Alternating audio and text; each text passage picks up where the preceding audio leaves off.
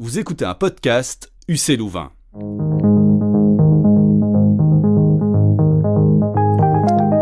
Bonjour tout le monde et bienvenue dans ce tout nouvel épisode du podcast Découvrir la science politique, le podcast lié au cours en ligne du même nom qui creuse les questions politiques avec le regard affûté du scientifique. Je m'appelle Jonathan, je suis assistant en sciences politiques à l'UC Louvain et je vous accueille aujourd'hui dans un petit studio d'enregistrement improvisé dans les locaux de notre belle université. Beaucoup de monde en studio d'ailleurs aujourd'hui puisque pour ce premier épisode, on a rassemblé autour de la table toute l'équipe pédagogique du cours en ligne Louv 3X Découvrir la science politique.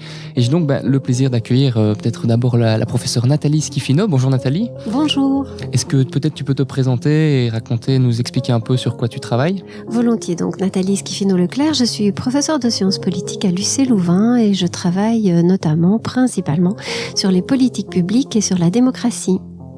Super, bonjour Nathalie, bienvenue. À côté de toi, on a mon collègue assistant Jean Bottin. Bonjour Jean, comment vas-tu ? Bonjour, tout va bien. Tout Super. va bien. Alors je suis assistant en Sciences Po et je travaille sur les innovations démocratiques et sur les agents publics qui mettent en œuvre des innovations démocratiques dans leurs organisations. Super, merci pour ta présence aujourd'hui. À côté de toi, Jean, on a Pierre Baudouin, professeur de sciences politiques également. Est-ce que tu peux nous en dire un peu plus sur toi ? Donc, Pierre Baudouin, je travaille principalement sur le comportement politique en général. Super, merci Pierre et bienvenue. Je termine le tour autour de cette table, en tout cas avec Mine Rechamp, professeur de sciences politiques une nouvelle fois. Vas-y, dis-nous tout Mine. Bonjour à toutes et à tous. Pour ne pas changer, donc je travaille sur des questions politiques et plus spécifiquement, je m'intéresse à essayer de comprendre comment les sociétés s'organisent pour vivre ensemble, pour tenir malgré les divisions. Merci Mine. Et alors je n'oublie pas notre collègue qui nous a rejoint à distance également, il est presque physiquement présent avec nous, Vincent Legrand, professeur de sciences politiques. Qu'est-ce qui te amène ici Vincent et sur quoi est-ce que tu travailles toi ? Oui, donc Vincent Legrand, professeur de sciences politiques en études du développement. Je travaille pour le moment sur les résistances locales dans les pays du Sud, à ce qu'on appelle donc les injonctions, les prescriptions internationales, donc dans les agendas de développement. Donc comment ces agendas en termes de politique publique rencontrent des résistances au niveau donc local dans des pays comme la Jordanie, le Sénégal, le Rwanda notamment. Super, bienvenue Vincent, à toi aussi et merci de nous avoir rejoints dans ces circonstances par téléphone. Bienvenue donc à chacun, bienvenue à tous les auditeurs et auditrices également. Merci de nous rejoindre pour ce tout premier épisode du coup de ce podcast Découvrir la science politique. Alors de quoi va-t-on parler aujourd'hui ? On va parler de sciences politiques bien sûr. Mais plus précisément, vous constaterez au fil des prochains épisodes que l'on abordera différents enjeux de société à travers un éclairage qu'on va qualifier de sciences politiques pour essayer de mieux comprendre ces enjeux. Alors aujourd'hui, on va veiller ensemble à définir un peu ce spot, cet éclairage de sciences politiques et vraiment prendre le temps de cadrer les épisodes qui suivent. Parce que ce qui est intéressant avec le podcast qui va nous occuper pour les prochains épisodes, c'est vraiment de constater qu'on va se donner le luxe, prendre le temps de la réflexion, tout en restant dans un format le plus abordable possible. Le temps de la réflexion qui est donc vraiment une particularité du milieu universitaire, de se donner le luxe et le loisir de réfléchir à ces questions, à ces enjeux de société. Alors on va faire ça dans un format le plus informel possible pour que vous restiez bien avec nous et en essayant de rester sur le subtil équilibre entre vulgarisation et la rigueur scientifique qui est caractéristique du milieu universitaire.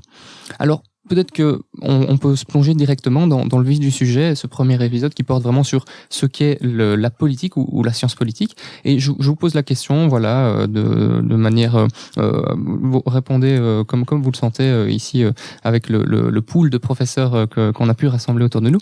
C'est quoi la politique et peut-être pourquoi est-ce que régulièrement on entend des propos plutôt négatifs tenus à l'égard de la politique dans les médias et ailleurs ?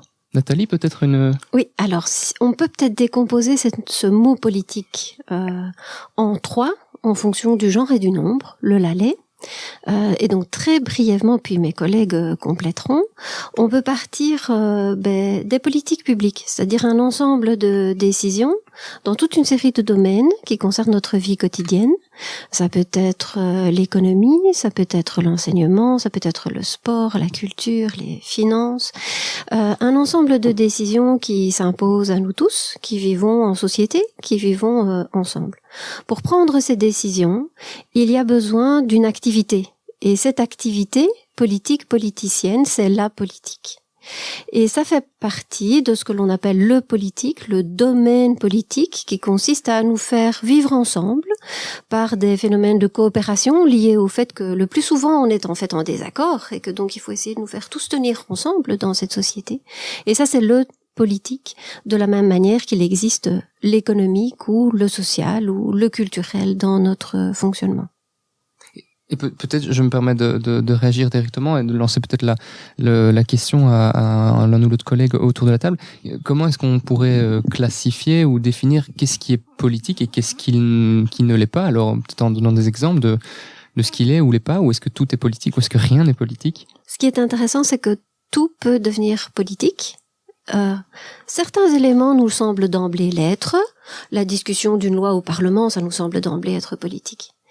Tout phénomène n'est pas forcément politique, mais peut le devenir.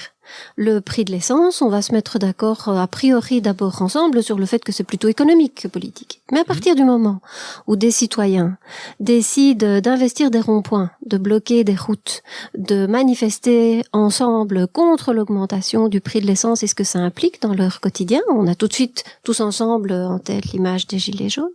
Là, on est sur un phénomène qui devient politique, qui demande l'intervention des autorités publiques. Un élément qu'on peut mobiliser souvent pour analyser ce qui est politique ou pas dans une société, c'est penser en termes de régime. Et donc, typiquement, dans un régime autoritaire ou totalitaire, on sait que le régime va avoir tendance, donc plutôt pour être plus précis, dans un régime totalitaire, on sait que le régime va avoir tendance à politiser l'ensemble des sphères de la société.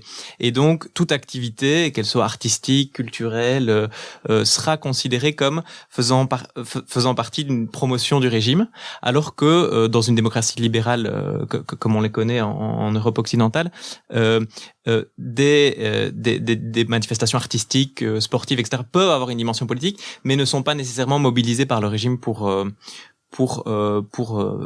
promouvoir le régime. Et Vincent, je vois que tu nous fais signe, peut-être toi qui as travaillé justement sur le Moyen-Orient notamment, est-ce que ça te parle, cette notion de régime autoritaire qui politise Exactement, et en fait ça nous amène à revenir donc sur la désaffection vis-à-vis du politique en démocratie libérale. Il y a donc cela souvent est exprimé dans les termes de la crise de la représentation politique, donc c'est-à-dire que les citoyens ne se sentent pas ont ce sentiment de ne pas être bien représentés, qu'ils sont quelque part un peu dépossédés du pouvoir. D'ailleurs, on peut faire un lien avec les populismes qui entre dans cette groupe pour présenter la situation de divorce entre des élites et le peuple. Et alors, dans les pays arabes, on peut retrouver des situations aussi. Alors là, on n'est pas forcément dans la représentation politique. Donc, si on est dans des régimes autoritaires, on va parler plus largement de crise de légitimité, de crise entre la relation entre les gouvernants et les gouvernés. Et c'est très complexe la question du politique là-dedans, puisque si je prends le cas par exemple qui était manifeste du fameux printemps arabe, donc de l'hiver 2010-2011 en Algérie, eh bien la contestation a été de moindre intensité que dans d'autres pays arabes. On a vu vraiment des changements très importants, notamment en Tunisie, en Égypte, pour pas parler des situations chaotiques dans d'autres situations. Mais la contestation, les contestataires se présentaient comme apolitiques, ce qui indique toute la difficulté de traduire des problèmes de société, le mouvement social, quelle est l'issue, le débouché en termes de traduction politique, à partir du moment où les contestataires eux-mêmes se situent en dehors du politique, probablement parce que le politique a une mauvaise presse, ou ils ne veulent pas se situer dans dans une modalité d'action politique, alors que d'un point de vue d'observateur extérieur, on ne peut pas dire que ce soit complètement déconnecté du politique, bien entendu, puisque il y a une contestation donc du politique. C'est ça, merci pour ces éclairages. Et là, j'entends, si je comprends bien, que finalement, tout peut a priori être ou devenir politique. Rien ne l'est par défaut, si ce n'est certains champs spécifiques de la société. Et on se rend compte qu'en fonction des lieux, de la géographie, de l'état peut-être dans lequel on se trouve aussi, certains éléments sont davantage politisés que d'autres. Ça, c'est pour ce qui concerne le politique, qui parfois a mauvaise presse, mais finalement, qu'est-ce que c'est la science politique? Est-ce qu'elle a aussi mauvaise presse que le politique Alors, est-ce qu'elle a mauvaise presse, la science politique? Je ne pense pas, parce qu'il y a le mot science qui va intervenir ici à un moment donné. Et donc, un peu de cachet. Il va donner du cachet, surtout qu'il va marquer une rupture. Pourquoi? Parce qu'on n'est pas dans l'interprétation, on ne va pas se positionner, comme l'ont dit mes collègues, comme un citoyen qui demande, entre guillemets, à des représentants de gérer ce que nous pensons être, ou ce que nous voulons être, ou poser comme problème, en fait, et voulons voir traité par ce qu'on appelle les élites, les représentants, les députés, enfin, toute forme de représentation politique. Donc, la science, en fait, la science politique va devenir une science parce que elle va marquer cette rupture, donc cette fameuse prise de distance par rapport au phénomène, et va essayer de s'orienter vers une explication du phénomène beaucoup plus que sur une interprétation du phénomène. C'est là où la science, entre guillemets, elle est peut-être pas accrocheuse, comme toutes les sciences, sont pas nécessairement tout de suite attractives aux yeux de la personne, mais à partir du moment où on commence à en définir les concepts, le vocabulaire qu'on utilise, la méthode qu'on va utiliser et le type d'explication beaucoup plus structurelle qu'on peut donner à certains phénomènes, comme des revendications, des manifestations et ainsi de suite, elle commence à devenir très intéressante. Pourquoi? Parce qu'elle nous permet de rationaliser, quelque part, en tout cas, donner une interprétation fondée, argumentée à un phénomène politique. Ça, merci. Donc ça nous explique un peu d'où ça vient la science politique. On parle aussi d'ailleurs parfois finalement de science politique au pluriel. La question fait d'ailleurs parfois l'objet de débats, en tout cas dans le milieu francophone, puisque nos collègues anglo-saxons parlent finalement de political science au singulier et s'en soucient guère davantage. On va pas se lancer là-dedans aujourd'hui, mais peut-être que ça nous permet de nous demander quels sont les objets étudiés par la discipline de la science politique. Oui, l'usage de sciences politiques au pluriel, contrairement aux sciences politiques au singulier, renvoie à cette diversité au sein d'une discipline. C'est évidemment le choix qui est fait lorsqu'on utilise le singulier, c'est-à-dire on veut marquer cette discipline qui, on le sait, n'est pas venue de nulle part d'une certaine façon, elle est venue d'autres disciplines. Et donc c'est la première marque de fabrique de la science politique d'une certaine façon. Certains parleront d'une science un peu carrefour d'une certaine façon. Et à l'heure actuelle, on peut voir une double pluralité, une pluralité d'objets. Et donc par exemple, on parlera parfois de relations internationales qui seraient un champ séparé pour certains de la science politique, mais c'est aussi une pluralité d'approches. Et donc certains vont mettre en évidence que c'est plutôt les acteurs individuels qu'il faudra d'abord et avant tout regarder, alors que d'autres vont dire que c'est d'abord et avant tout les structures en fait dans lesquelles on vit qu'il faut les regarder. Donc on voit pour la raison pour laquelle il peut derrière ça y avoir une volonté de dire science politique au singulier et au pluriel. C'est aussi, et ça renvoie d'une certaine façon à la question de la normativité. Et alors, si on pose la question peut-être plus concrètement, et Vincent, ou Nathalie, vous avez peut-être l'un ou l'autre éclairage là-dessus, comment va cadrer, ou comment vont cadrer les sciences politiques ou la science politique, des enjeux de société, certains objets étudiés, qu'est-ce qui va y avoir derrière, si moi je me dis, je veux étudier la science politique, qu'est-ce que concrètement, à quoi est-ce que je vais m'intéresser? Tu veux dire en termes d'objets alors? Exactement. A priori, comme on se disait que tout phénomène peut devenir politique, on pourrait se dire que tout objet d'étude peut être saisi par les politistes. Vincent pourra peut-être revenir là-dessus.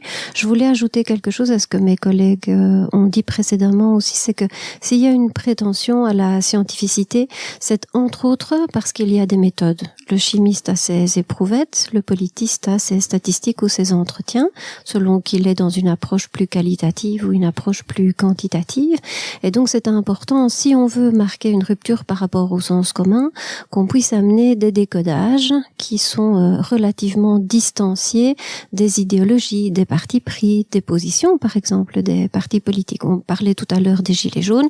Il y a un article qui vient de sortir dans une revue assez cotée en Sciences Po, la revue française de Sciences Po, qui analyse statistiquement le profil des Gilets jaunes, quelles sont leurs caractéristiques socio-démographiques et quelles sont les modalités qu'ils utilisent pour protester. Mettre un gilet jaune sur le dos, oui, mais aussi manifester sur les Champs-Élysées. À partir du moment où on étudie ça avec une certaine récurrence, on peut avoir la prétention de monter en généralité pour essayer de poser, peut-être pas que l'obus à 100 degrés de manière systématique, on travaille sur l'humain, donc il nous échappe toujours quand même un petit peu en partie, mais pour quand même cadrer justement un petit peu, alors ici sur le plan de la méthodo, le propos qu'on veut amener. Et peut-être que Vincent, en termes de cadrage théorique et d'objet, il y a des choses que tu veux amener aussi. J'ajouterais que centralement, c'est véritablement l'intérêt pour la question du pilotage des sociétés humaines, en fait. C'est vraiment la question du pouvoir, comment des sociétés humaines s'organisent avec différentes modalités de pouvoir, comment certains de la société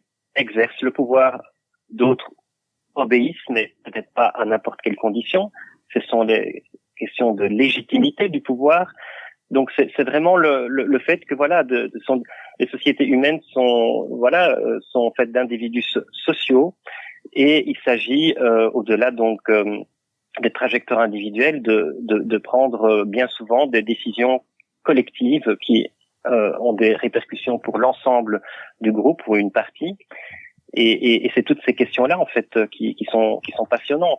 C'est ça. Certains mots-clés ont été lâchés. Je vois que certains de ces mots-clés ont éveillé l'attention de Jean, qui veut ajouter quelque chose à ce sujet-là. Juste après avoir discuté de ces objets, et pour revenir sur ta question sciences politiques au singulier, au pluriel, ce que je trouve intéressant, c'est que utiliser sciences politiques au pluriel permet de reconnaître que sur des objets complexes comme ceux qu'on vient d'évoquer, il est nécessaire de ne pas se cantonner à une science politique qui aurait des frontières très strictes, et donc on reconnaît en ayant ce pluriel que d'autres disciplines doivent être mobilisées, qui sont au pourtour de la science politique, si on considère que la science politique est au centre, ou en tout cas qui permettent de toucher ces enjeux-là. Et donc typiquement, elle est au centre, en tout cas. parler de ces objets doit être envisagé aussi avec une perspective juridique, aussi avec une perspective sociologique, statistique, économique.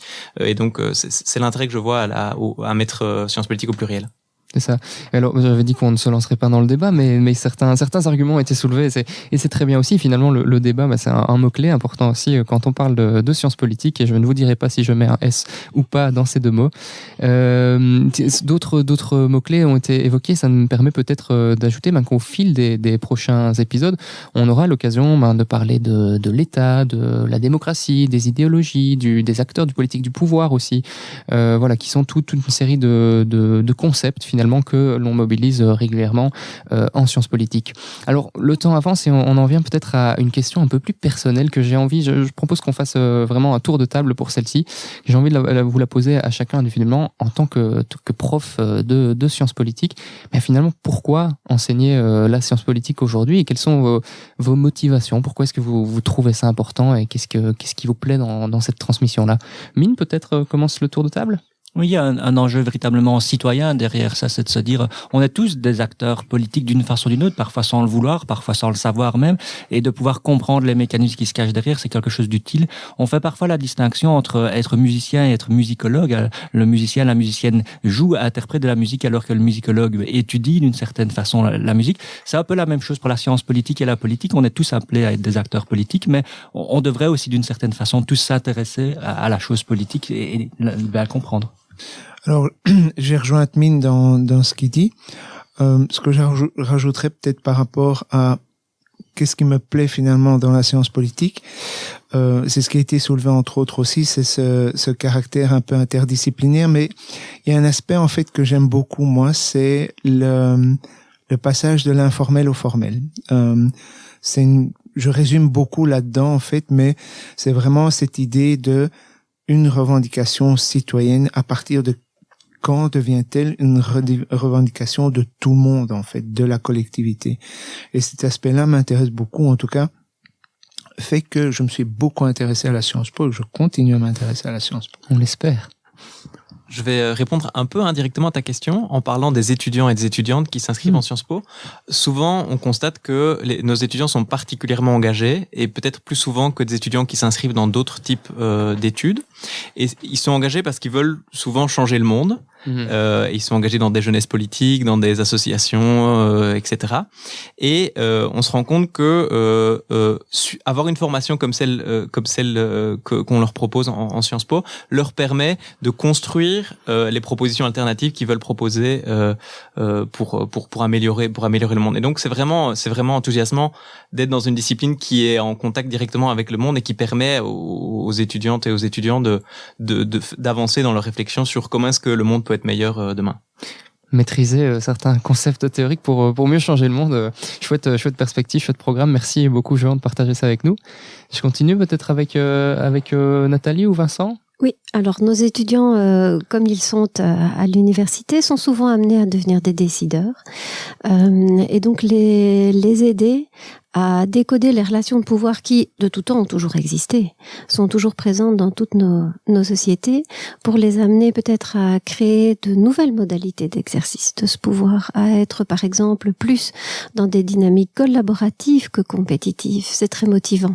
D'autant que ces étudiants arrivent avec des points de vue, des expériences qui nous enrichissent aussi. C'est du bilatéral, hein. C'est vraiment du polycentrique, hein. C'est pas du top-down à l'université. Aujourd'hui, on a beaucoup évolué de ce point de vue-là, et donc c'est très motivant à cet égard. Et alors, on termine le tour par toi, Vincent. J'espère qu'on t'est toujours par téléphone. Oui, tout à fait. Et donc moi, je dirais que, d'un point de vue strictement scientifique, je dirais que tout objet d'étude est intéressant. Toute science est intéressante. Alors certainement que s'orienter vers les sciences politiques, il y a certainement une dimension, je dirais, de choix par rapport à des affinités, par rapport à des thématiques, bien entendu. Et je rejoins donc ce qui a été dit concernant l'aspect citoyenneté, donc c'est-à-dire qu'effectivement il y a l'idée de surtout avec des publics étudiants, des jeunes qui voilà sont au début de leur carrière, qui va commencer après leurs études, beaucoup d'idéaux, que vais-je faire de ma vie, comment m'engager. Alors bien sûr c'est normatif et c'est très bien comme ça d'ailleurs, et donc la question de changer la société, comme l'a dit Jean, mais pour cela, il est aussi peut-être même un préalable et de bien comprendre comment fonctionne la société, et cela permettra probablement d'orienter d'autant mieux l'action qu'elle est fondée sur des connaissances scientifiques. Mais merci en tout cas d'avoir partagé ça avec nous. Ça, je trouve ça très enthousiasmant à titre personnel, et j'espère que les auditeurs comprennent mieux, maintenant auditeurs et auditrices comprennent mieux pourquoi finalement ça peut être intéressant pour tout un chacun de se plonger dans ces différents concepts de sciences politiques. Bien, le temps passe vite, hein. On arrive tout doucement au bout de cet épisode. Merci à chacun et à chacune de nous avoir rejoints. Merci à toutes et tous de nous avoir écoutés. On se retrouve bien sûr dans différents épisodes. On l'a évoqué plus tôt dans ce podcast, sur différents concepts de sciences politiques pour cette première saison en tout cas du podcast Découvrir la science politique. Merci à nouveau et à très bientôt. Et voilà, cet épisode de Découvrir la science politique, le podcast est déjà terminé. On espère qu'il vous a plu. Tous vos commentaires et suggestions sont les bienvenus. N'hésitez pas à nous écrire sur Facebook ou Twitter @Louv3x, LOUV, le chiffre 3 et X. Si vous souhaitez d'ailleurs creuser davantage les différents sujets abordés, allez jeter un œil dans les notes de l'épisode. On y glissera quelques références. Et si, comme nous, vous pensez que la politique nous concerne toutes et tous et que vous souhaitez vous construire une boîte à outils pour décrypter les enjeux politiques actuels, mais nous vous invitons à suivre notre cours en ligne sur EDX. Plus d'infos et inscriptions sur edx.org en tapant Découvrir la science politique. Merci pour votre écoute et à bientôt.